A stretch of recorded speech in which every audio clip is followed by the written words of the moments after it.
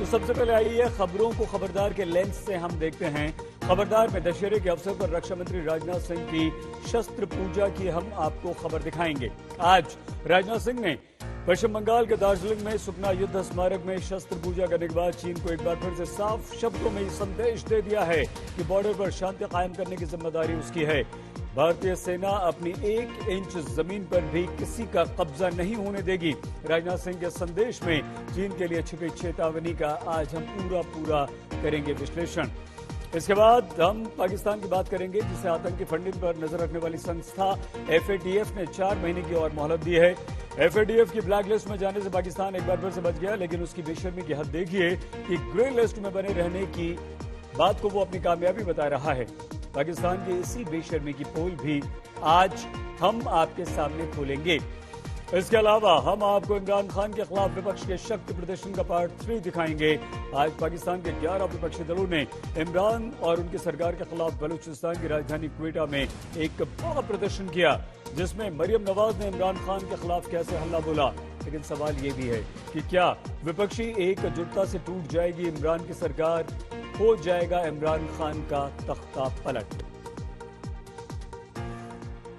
करीब 6 महीने से चीन से LAC पर भारत की तनातनी जारी है। भारत और चीन की सेनाएं आमने सामने खड़ी हैं। जुलाई के महीने में रक्षा मंत्री राजनाथ सिंह ने अपने लेह दौरे पर चीन को साफ संदेश दिया था कि भारत शास्त्र के साथ जरूरत पड़ने पर शस्त्र भी उठाएगा। करीब 2.5 महीने बाद आज रक्षा मंत्री राजनाथ सिंह ने एक और बहुत कड़ा संदेश चीन को दिया है। राजनाथ सिंह ने कहा है कि सीमा पर शांति तो हम चाहते हैं, लेकिन 1 इंच जमीन भी दूसरों के हाथों में नहीं जाने देंगे। विजयादशमी पर रक्षा मंत्री राजनाथ सिंह दार्जिलिंग में जवानों के बीच पहुंचे थे। शस्त्र पूजा के बाद उन्होंने बयान में यही संदेश दिया है। संदेश बिल्कुल साफ है, भारत किसी भी कीमत पर समझौते के मूड में चीन के साथ बिल्कुल नहीं है। हमारी सेना चीन को सबक सिखाने के लिए मुस्तैद है, तैयार है, डटी हुई है। भारतवर्ष के स्वाभिमान का प्रतीक भारतीय तिरंगा पूरे आन बान और शान के साथ दिगंत तक लहराता रहे। मनसः काम वाकोतिम वाचा सत्यमसीमहि पशूनाम रूप मन्यस्य मयि श्री सयताम यशः। पर प्रार्थना पूर्वकम नमस्कारान् समर्पयामि। त्रिशक्ति कौर की, त्रिशक्ति कौर की, त्रिशक्ति कौर की, भारत माता की, भारत माता की, भारत माता की। पूरे आन बान और शान के साथ दिगंत तक लहराता रहे। मनसः काम वाकोतिम वाचा सत्यमसीमहि पशूनाम रूप मन्यस्य मयि श्री सयताम यशः। पर प्रार्थना पूर्वकम नमस्कारान्। मौका विजयदशमी का है। असत्य पर सत्य की जीत का दिन है, धर्म की जय का दिन है, अधर्म के नाश का दिन है। रक्षा मंत्री ने पूरी दुनिया में बुराई के सबसे बड़े प्रतीक बन गए चीन को खबरदार किया। मंत्रोच्चारण के बीच शस्त्र पूजा कर देवी अपराजिता की वंदना की।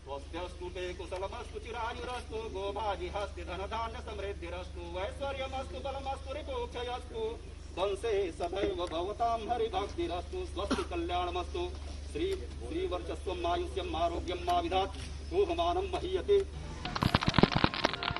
विजयदशमी पर दुश्मन का संहार करने का संकल्प लिया।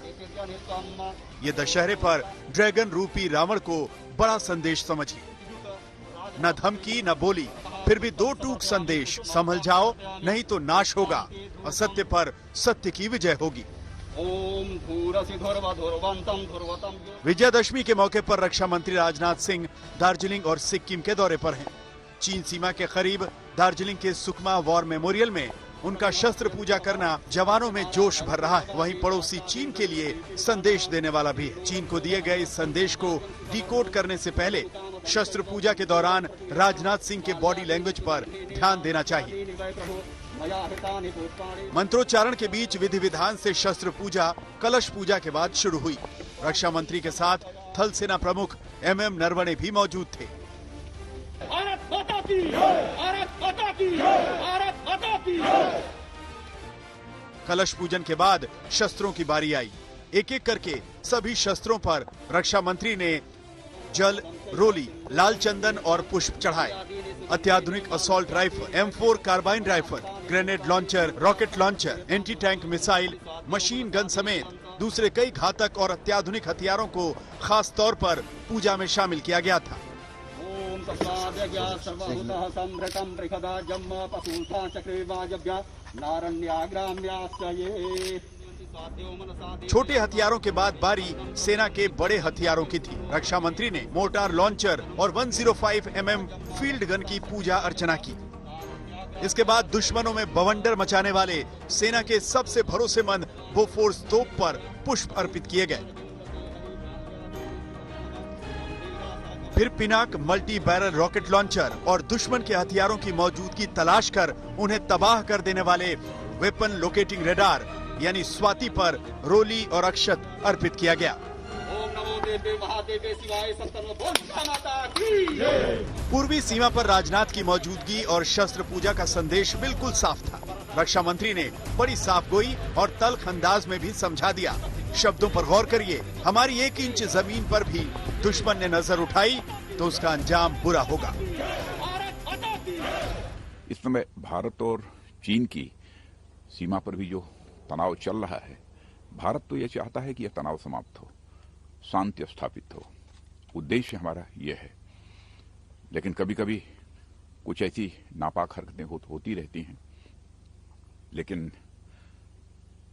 मैं पूरी तरह से आश्वस्त हूं और आश्वस्त ही नहीं हूं, मुझे पूरा भरोसा भी है कि हमारे सेना के जवान किसी भी सूरत में अपने भारत की 1 इंच भी जमीन किसी दूसरे के हाथों में नहीं जाने देंगे। राजनाथ सिंह ने दार्जिलिंग के सुकमा में 33 कोर मुख्यालय का दौरा किया। रक्षा मंत्री पूर्वी सीमा पर सेना की तैयारियों की समीक्षा कर रहे हैं। इस दौरान राजनाथ सिंह ने सिक्किम में सीमा सड़क संगठन की ओर से बनाई गई एक महत्वपूर्ण सड़क का वीडियो कॉन्फ्रेंसिंग के जरिए उद्घाटन भी किया। इस सड़क से सिक्किम से लगी चीन सीमा पर सेना की पकड़ और मजबूत हो गई है। इस मार्ग के निर्माण से स्थानीय लोगों एवं पर्यटकों के सुगम आवागमन को निश्चित रूप से बढ़ावा मिलेगा। साथ ही सीमा पर तैनात हमारे सैनिकों की रक्षा तैयारियों को भी विशेष बल मिलेगा। सेना हर साल दशहरे के दिन शस्त्र पूजा करती आई है। 2019 में ये शस्त्र पूजा सबसे खास थी। 1 साल पहले 8 अक्टूबर 2019 को विजयादशमी के मौके पर फ्रांस जाकर रक्षा मंत्री राजनाथ सिंह ने देश की सबसे बड़ी शस्त्र पूजा की थी। इस दिन भारत को फ्रांस से पहला राफेल मिला था।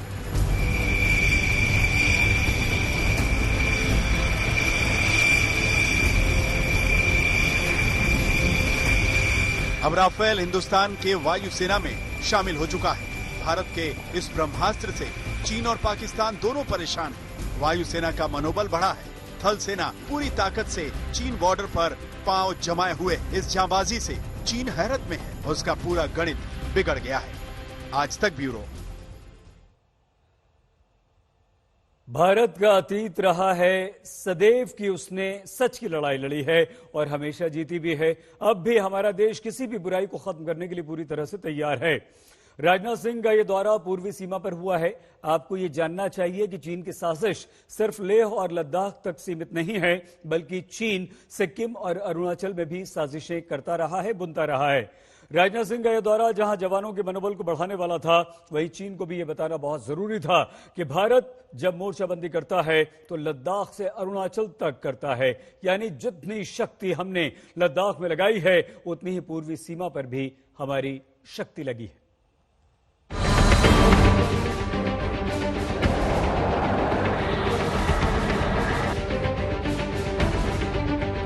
चीन ने खूब कोशिश की,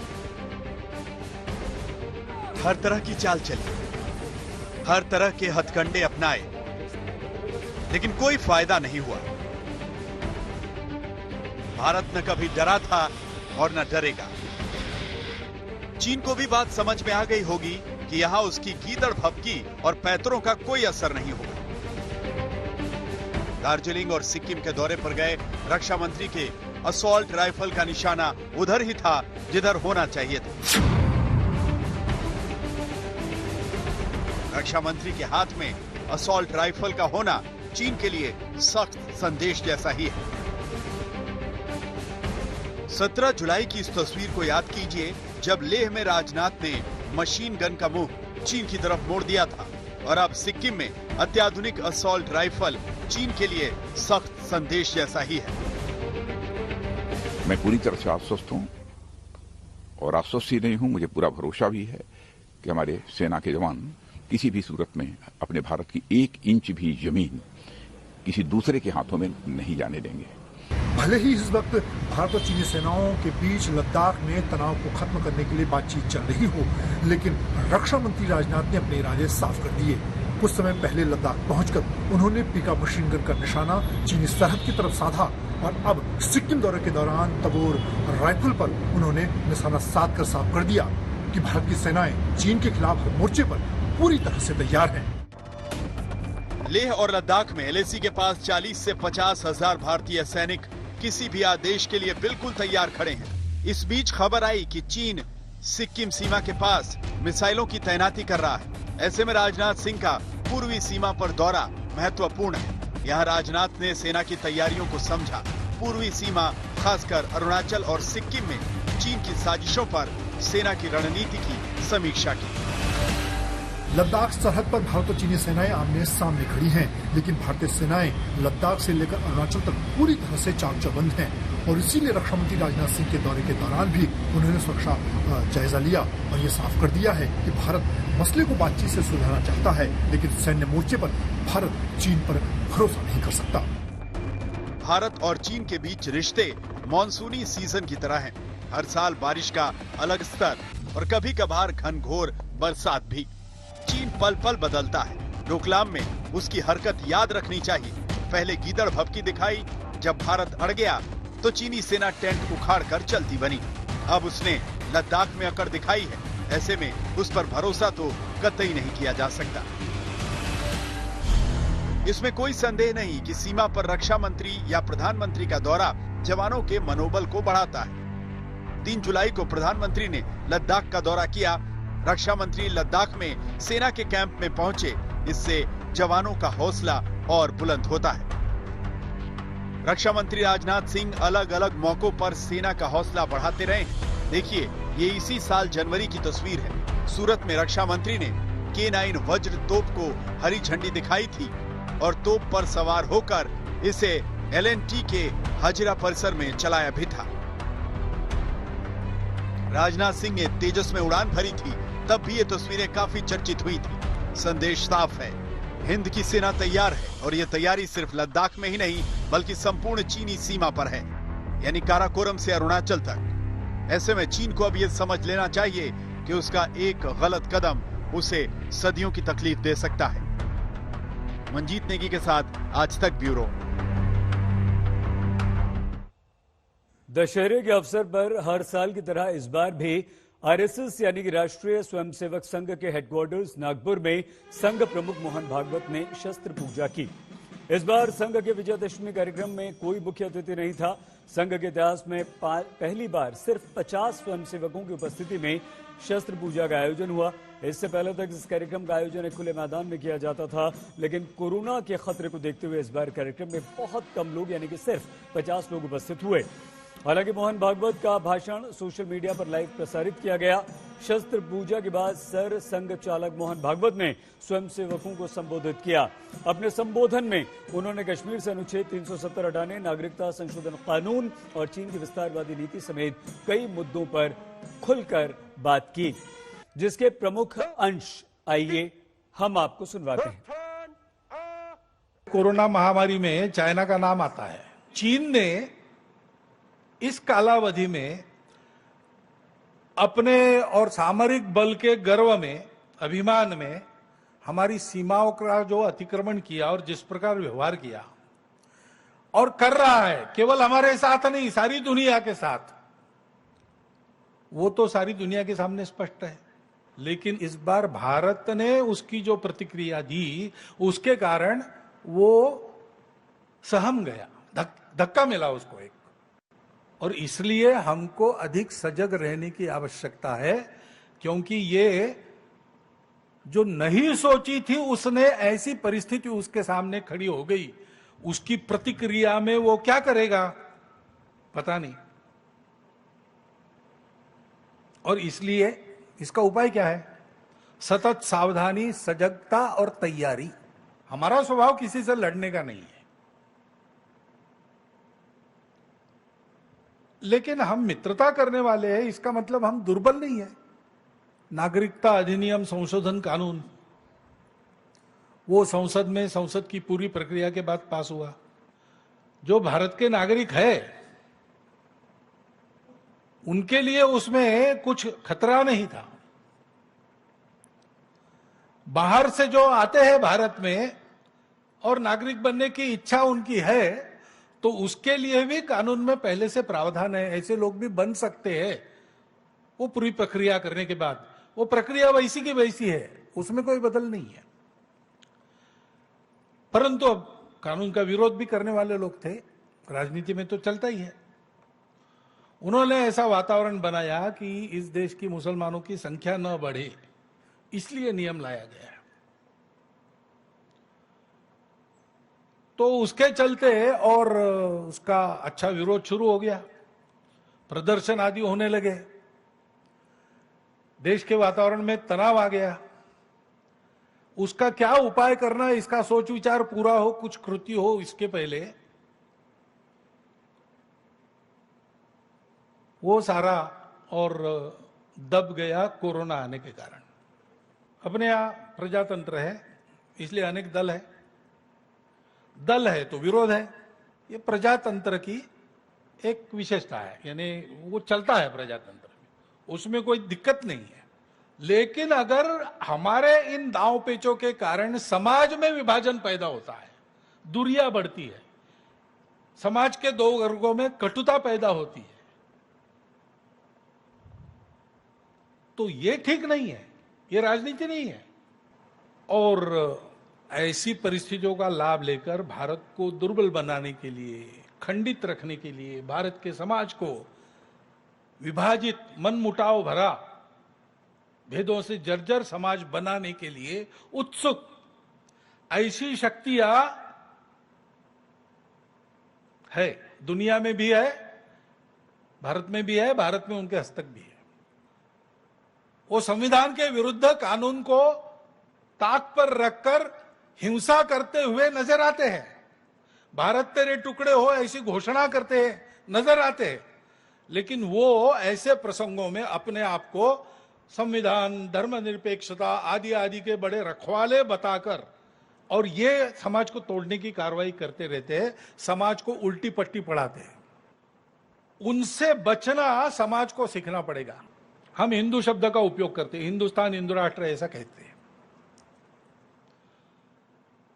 इसको लेकर भ्रम पैदा करने वाले लोग हैं, इसलिए जानना चाहिए वास्तविकता में और हमारी मान्यता में वह शब्द अपने देश की पहचान को अध्यात्म आधारित उसकी परंपरा के सनातन सातत्य तथा समस्त मूल्य संपदा के साथ अभिव्यक्ति देने वाला एकमात्र शब्द है। केवल हमारी भाषा, हमारा पंथ संप्रदाय, हमारा प्रांत, इसी का वर्चस्व रहे देश में, बाकी सब गौण हो जाए, ऐसी जो महत्वाकांक्षाएं हैं वो छोड़नी पड़ती है। मन से हम दूसरों से अलग है, हमको अलग रहना है, ये अलगाववाद छोड़ना पड़ता है। विजयदशमी के पहले ही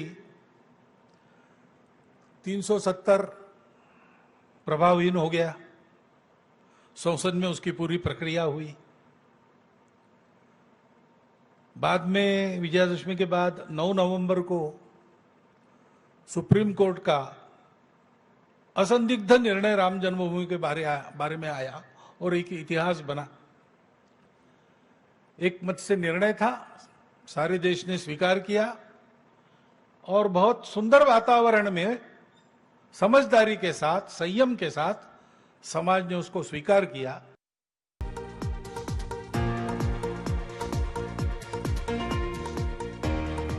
स्वागत एक बार फिर से आपका खबरदार में।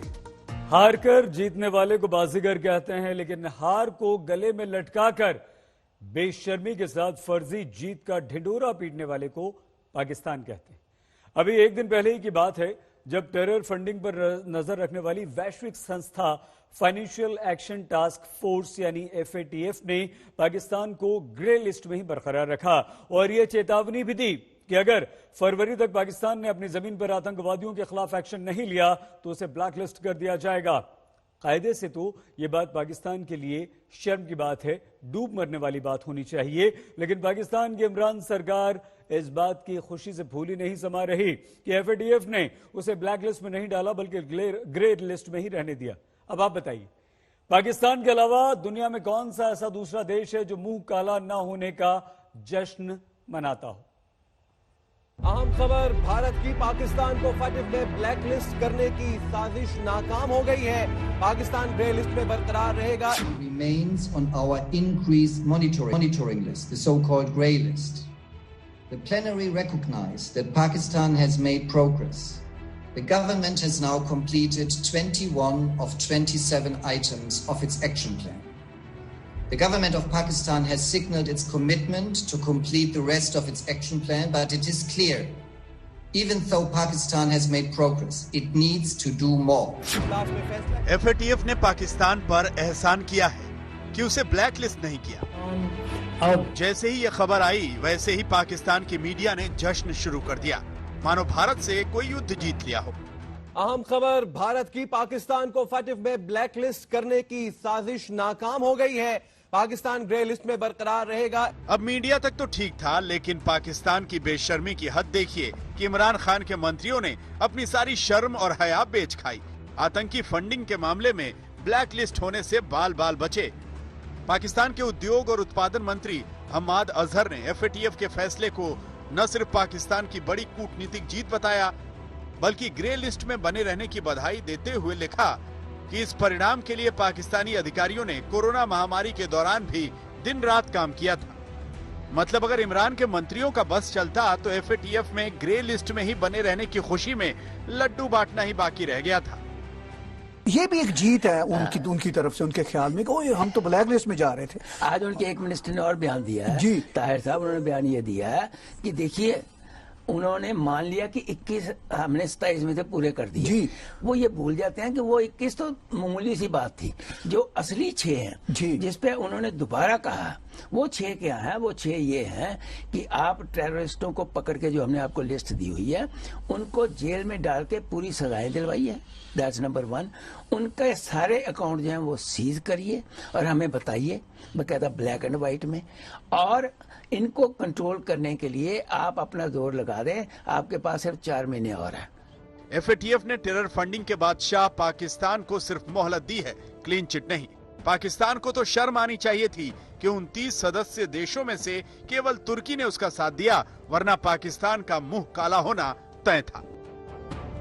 एफएटीएफ ने कहा है कि निगरानी सूची से बाहर आने के लिए पाकिस्तान को अभी कुछ और करना बाकी है। पाकिस्तान को आतंकवाद के खिलाफ जो 27 कार्य करने थे, उनमें से 6 अभी भी बाकी हैं। इस बार पाकिस्तान सभी 27 कार्य पूरे करने का दावा करेगा तो एफएटीएफ की टीम पाकिस्तान के दावों का रियलिटी चेक करेगी। उसके बाद ही पाकिस्तान को ग्रे लिस्ट से बाहर निकालने का फैसला होगा। जाहिर है पाकिस्तान के लिए ये वक्त खुशियां मनाने का तो बिल्कुल नहीं है, क्योंकि वो अब की बार ब्लैक लिस्ट होने से बच जरूर गया है, लेकिन अगली बार उसका मुंह काला होने से बचने की जिम्मेदारी उसी की है। कोर्ट को जाना चाहिए, ICJ international court of justice को जाना चाहिए और कहना चाहिए कि यार ये कानून बनाते जाते हैं और जो भी हम करें इनके लिए काफी नहीं होता है, ये एक किस्म की ब्लैकमेल हो रही है हमारे साथ, तो आपका क्या ख्याल है?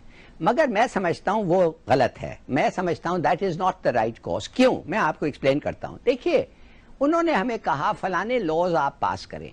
हमने बड़े मुश्किल से, आपको पता है कि क्या हो रहा था जब हम ये लॉज पास कर रहे थे, मगर शुक्र है खुदा हमने पास कर लिया।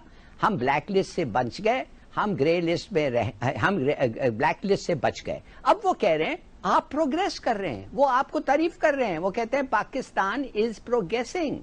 मगर वो कहते हैं कि अभी जो आपके लॉज आ गए हैं, मेहरबानी से कुछ तो अमल करें। ये तो 10 दिन हुए हैं कि ये लॉज आए हैं, कुछ अमल करके हमें कुछ हाथ में दें कि हम कह सकते हैं कि हाँ आप इम्प्लीमेंट भी कर रहे हैं। इसलिए कि इस दौरान बड़े केसेस और भी आ गए हैं उनके सामने, तो प्लीज करें कि हम नहीं चाहते कि आपको हम ब्लैक तो आपको लगता है उनकी जजमेंट फेयर है? इमरान के मंत्री खुश हैं कि पाकिस्तान का मुंह काला नहीं हुआ, लेकिन वो ये भूल गए हैं कि एफएटीएफ की ग्रे लिस्ट में होना भी कोई इज्जत की बात नहीं है।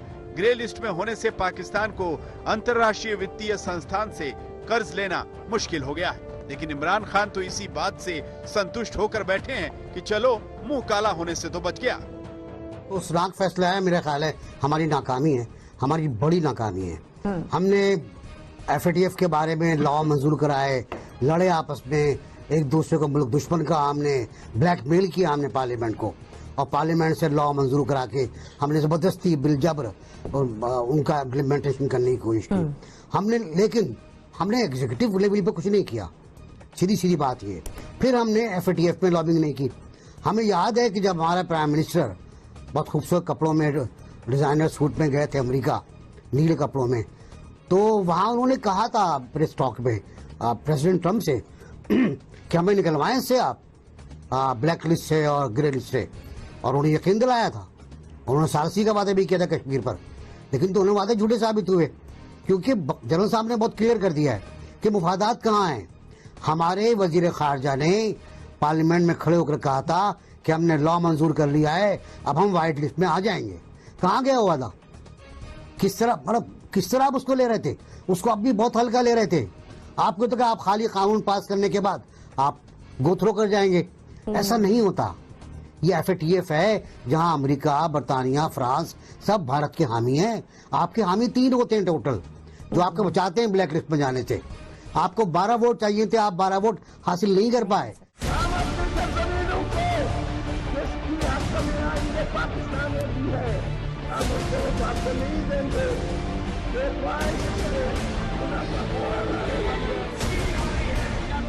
वैसे पाकिस्तान में विपक्षी पार्टियों ने इमरान सरकार का मुंह काला करने की जो कसम खाई हुई है, उससे इमरान खान बचते नजर नहीं आ रहे हैं। इस लिहाज से देखें तो FATF में मुंह काला होने से बचना भी इमरान सरकार की उपलब्धि ही मानी जाएगी। आज तक ब्यूरो। FATF में ब्लैक लिस्ट नहीं होने पर पाकिस्तान को ज्यादा खुश होने की जरूरत नहीं है, क्योंकि पाकिस्तान इस बार तो बच गया लेकिन अगली बार नहीं बचेगा। वैसे पाकिस्तान में भी इमरान खान का और उनकी सरकार का मुंह काला करने के लिए विपक्ष एकजुट हो चुका है। आज पाकिस्तान में विपक्षी पार्टियों के गठबंधन पाकिस्तान डेमोक्रेटिक मूवमेंट ने अपना तीसरा शक्ति प्रदर्शन किया है, जिसमें पाकिस्तान के 11 विपक्षी दल शामिल हैं। इससे पहले PDM ने 19 अक्टूबर को कराची में, 16 अक्टूबर को गुजरावाला में इमरान सरकार के खिलाफ रैली की थी। आज क्वेटा की रैली को बिलावल भुट्टो ने वीडियो लिंक के जरिए संबोधित किया, लेकिन नवाज शरीफ की बेटी मरियम नवाज ने रैली में पहुंचकर इमरान सरकार के खिलाफ एक बार फिर से अपनी आवाज बुलंद की है, जिसका एक ट्रेलर आइए हम आपको दिखाते हैं। इमरान को महमूद खान मेरी आवाज मरियम नवाज वो क्या तेरा शो नहीं आजी, वो क्या तेरा शो नहीं आजी, वो क्या तेरा शो नहीं आजी। कायदे आजम की रूह भी देख रही है कि उनकी तलकीन को आज मिट्टी में मिला दिया गया। आज नवाज शरीफ, आज मरियम नवाज शरीफ, आज मोहतरम मौलाना फजलुर रहमान और इस स्टेज पर बैठा हुआ हर शख्स, हर कायद झंडा उठा के निकला है। हमारी डिमांड है, बलोचिस्तान के अवाम की डिमांड है, गुजरावाला के अवाम की डिमांड है, कराची के अवाम की डिमांड है कि वोट को इज्जत दो, कि अपने हल्फ और आईन की पासदारी करो, सियासत से दूर हो जाओ और अवाम के मुंतखब नुमाइंदों को हुकूमत करने दो।